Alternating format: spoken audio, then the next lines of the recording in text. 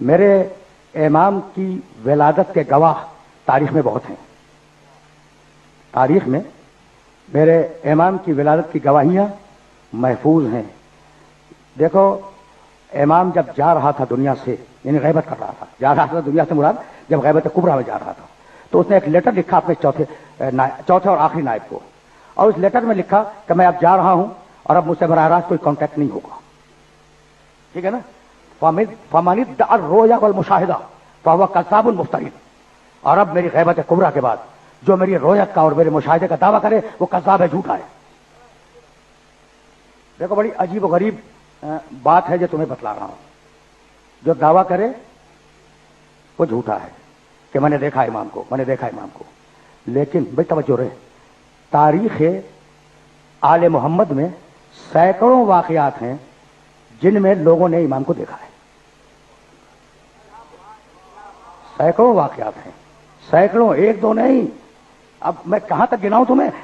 دو دو تین تین جلدوں پہ کتابیں لکھی گئی ہیں ان لوگوں کے تذکرے جنہوں نے امام کی زیارت کی. وہ کیا ہو گیا؟ وہ چوتھے خط میں کہہ رہے تھے، چوتھے نائب کو خط میں لکھتے ہوئے فرما رہے تھے کہ جو میرے بعد میری رویت کا مشاہدہ کرے وہ کذاب ہے، مفتری ہے، جھوٹا ہے. اس کی بات پہ یقین نہ کرنا.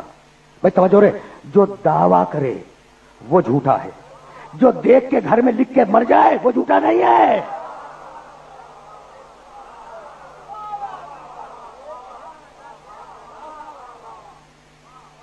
پہنچ رہی ہے بات؟ جو ادعا فمن ادعا رؤیت والمشاہدہ، جو دعویٰ کرے وہ جھوٹا ہے، اور جو دیکھ کے اپنی کتاب میں اپنی ڈائری میں لکھ جائے وہ جھوٹا نہیں ہے. بھائی سمجھ رہے ہو نا بات کو؟ تو دیکھا ہے لوگوں نے اور ضرورت تھی. دیکھو اس بات کو یاد رکھو، خدا کی قسم یہ اللہ کا منصوبہ ہے، یہ الوہی منصوبہ ہے. اگر کوئی نہ دیکھتا اور تاریخ میں کوئی ریکارڈ نہ بنتا تو لوگ یہی کہتے ہیں کہ مہدی ایک افسانوی تصور تھا جو شیعوں کے دماغوں نے گڑھ لیا تھا.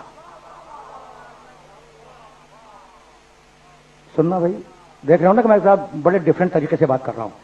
یہ جو بت ہیں، یہ جو پوجے جاتے ہیں پڑوسی ملک میں، تو اگر بت کا پجاری کہے کہ اس بت نے 5 من حلوہ کل مانگا ہے، بت انکار کرے گا؟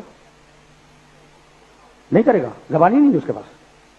ٹھیک بھائی، توجہ رہے، بہت بہت توجہ رہے. اچھا بھائی، اب میں ایک مثال عجیب و غریب دے رہا ہوں. میرے والد مرحوم کل خواب میں آئے تھے اور انہوں نے کہا کہ یہ سامعین جو ہیں کل 5 من حلوہ لے آئے، آپ انکار کر سکتے ہیں؟ انکار تو کر دیں. تو جو چاہو مرنے والے کے نام پر، نہ بولنے والے کے نام پر، غیبت میں رہنے والے کے نام پر مانگ لو. وہ تو غیبت میں ہے، وہ تو واپس نہیں آئے گا ابھی جب تک کہ مرضی الہی نہ آ جائے. تو اسے بند کیا ہے کہ غیبت کبریٰ میں کوئی جھوٹا شخص ان کے نام پہ کھانا نہ شروع کر دے.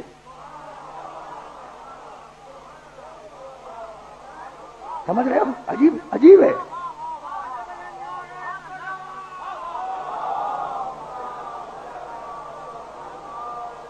نہیں، عجیب مرحلہ ہے، عجیب مرحلہ نا. یعنی ایک طرف بھائی دیکھنا، یہ اللہ کے منصوبے کو دیکھنا، ایک طرف خط لکھوایا کہ کوئی جھوٹا ان کے نام کو اسپلیٹ نہ کرے، اور دوسری طرف ملاقاتیوں کے ریکارڈ بنوا دیے تاکہ یہ نہ کہا جائے کہ افسانوی تصور ہے. ٹھیک ہے نا؟ پیدائش کے فوراً بعد جن لوگوں نے امام کی زیارت کی ہے ان کا تذکرہ کتابوں میں موجود ہے.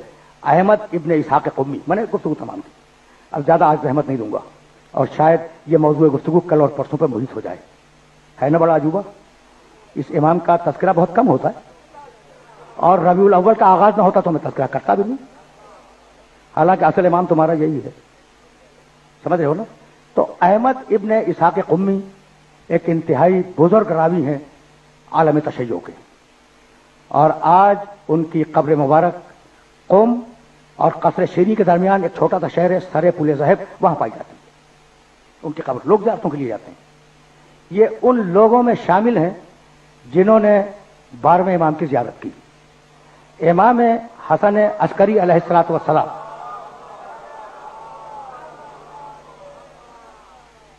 امام حسن عسکری علیہ السلام کے یہ نمائندے تھے قم میں، اور سال میں مسئلے جمع کر کے فتوے والے امام کی خدمت میں حاضر ہوتے تھے اور امام سے جواب لیتے تھے، پھر واپس قم آتے اور ان فتووں کو پھیلا دیتے تھے جن کے لائق ہوتے تھے.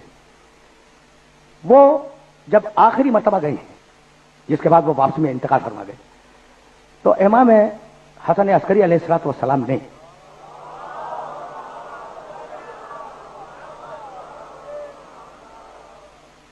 ان سے بس یہ گفتگو کا اختتامیہ ہے. ان سے یہ کہا کہ ابن اسحاق احمد ابن اسحاق قمی. ابن اسحاق شاید یہ تمہاری مجھ سے آخری ملاقات ہے، اس لیے کہ اس ملاقات کے بعد نہ میں بچوں گا نہ تم بچو گے. یعنی عجیب جملہ ہے. کہا فرزند رسول، اب میں بچوں نہ بچوں آپ کا بچنا تو ضروری ہے. کہا کیوں؟ کہا فرزند رسول ہدایت کون کرے گا؟ کہا ہدایت کرنے والا آ چکا، امام پیدا ہو چکے تھے اور کچھ دنوں کی عمر تھی. کہا فرزند رسول ہوگا کیا؟ کہا بھئی ہدایت کرنے والا تو آ چکا. کہا فرزند رسول اجازت ہے کہ میں اس کی زیارت کر لوں؟ ان کا ٹھہرو. پردہ ہٹایا امام نے، اندر تشریف لے گئے، ایک خوبصورت بچے کو اپنی گود میں لکھے ہوئے آئے.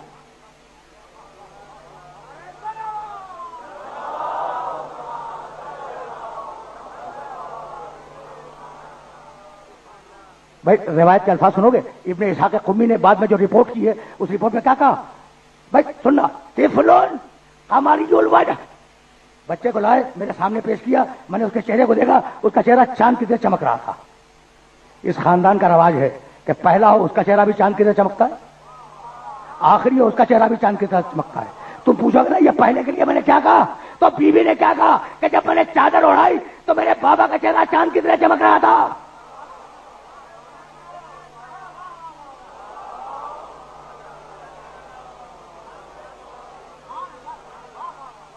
طفلن قمری الوجہ.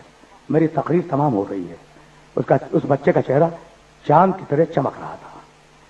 اور کہتے ہیں ابن اسحاق قمی کہ چھوٹا بچہ 2-4 ہفتے کا بچہ، لیکن عجیب 2-4 ہفتے کے بچے کی آنکھیں ٹکتی نہیں ہیں، لیکن وہ نگاہوں کو ٹکا کے مجھے دیکھ رہا تھا. میں نے اسے سلام کیا، اس نے گردن سے جواب دیا. مجھے یقین ہو گیا کہ عسکری کے بعد یہی ہے حجت زمانہ اور یہی آخری ہے.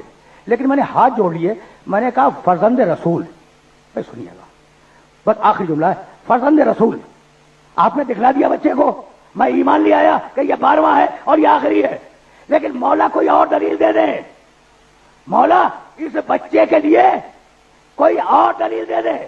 ابن اسحاق کہتے ہیں کہ میرا یہ سوال مکمل ہوا تھا کہ بچہ عسکری کی گود سے بولا لا تطلب اثرا بعد عین یا ابن اسحاق کے بیٹے میرے چہرے کو دیکھنے کے بعد کوئی اور دلیل نہ مانگ.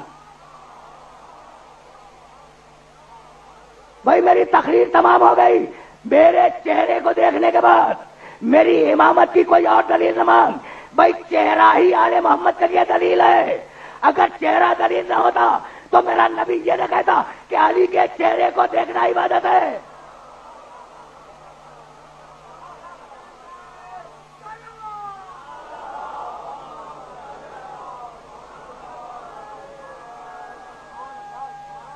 بس میں نے زحمت دی اور گفتگو اپنے آخری مرحلے میں داخل ہو گئی. یاد رکھو گے نا، لا تطلب اثرا بعد عین یا ابن اسحاق کے بیٹے احمد میرے چہرے کو دیکھنے کے بعد اب کوئی دلیل اور نہ مانگو. میں نے کیا کہا آپ سے کہ بس تقریر تمام ہو گئی، چہرہ ہی آل محمد کی دلیل ہے.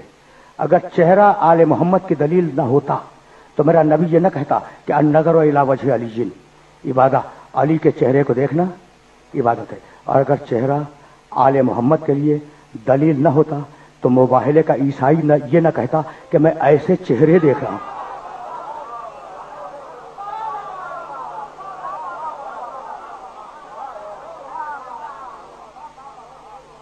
پہنچ گئی بات، تقریر تمام ہو گئی. بھائی سننا خدا کی قسم، یہ تو آخری جملے ہیں نا، اس کے بعد 2 جملے مصائب کے عرض کروں گا اور مجلس تمام ہو جائے گی. انی لارا وجوہن، میں ایسے چہرے دیکھ رہا ہوں کہ اگر پہاڑوں کے ہٹنے کی دعا کریں، یاد ہے نا مباہلہ، تو ایک جملہ اور سنتے جاؤ. بھائی وہ بوڑھا راہب وہ پہاڑ کے پیچھے بیٹھا ہوا تھا، اور جب رسول آئے ہیں، توجہ، جب رسول آئے ہیں اور نوجوان عیسائی دوڑتے ہوئے گئے کہ مسلمانوں کا رسول میدان میں آ گیا، اس نے کہا نہیں گھبراؤ نہیں، اتنا جوش نہ دکھاؤ، ذرا جا کے دیکھو کہ اپنی قوم کے ساتھ آیا ہے یا اپنے اہل بیت کے ساتھ آیا ہے. بھائی توجہ، ان باہلنا بقومہ فباہلو، اگر اپنی قوم کو لے آیا ہے تو مباہلہ کر لینا. وَإِن بَاهَلَنَا بِأَهْلِ بَيْتِهِ فَلَا تُبَاهِلُوهُ, اور اگر اہل بیت کے ساتھ آیا ہے تو خبردار اس سے مباہلہ نہ کرنا. عیسائی ہے مگر پہچانتا ہے کہ قوم کیسی ہے, اہل بیت کیسے ہیں.